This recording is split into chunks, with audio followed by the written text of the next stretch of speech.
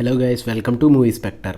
వికట కవి ఈ series trailer చూసినప్పుడు పెద్దగా ఇంట్రెస్టింగ్గా అనిపించలేదు, కానీ ఒక ఎపిసోడ్ చూద్దామని స్టార్ట్ చేశాను.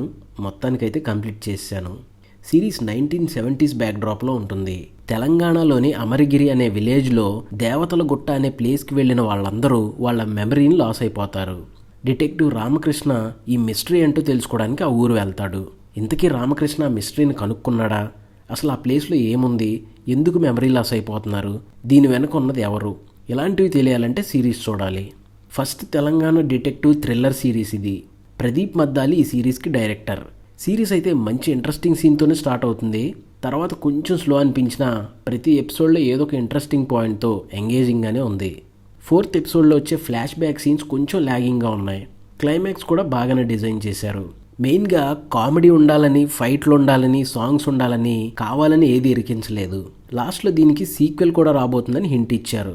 పర్ఫార్మెన్సెస్ గురించి మాట్లాడుకుంటే మత్తు వదలరా, హ్యాపీ బర్త్డే లాంటి మూవీస్లో యాక్ట్ చేసిన నరేష్ అగస్త్య ఈ సిరీస్లో హీరో.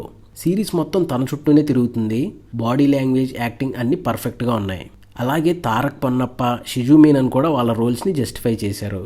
ఇంకా సపోర్టింగ్ రోల్ చేసిన రవితేజ కూడా మంచి యాక్టింగ్ని డెలివరీ చేశాడు. హీరోయిన్ మేఘా ఆకాష్కి సరైన రోల్ దొరకలేదు. ఎలాంటి పర్పస్ లేని రోల్ అది.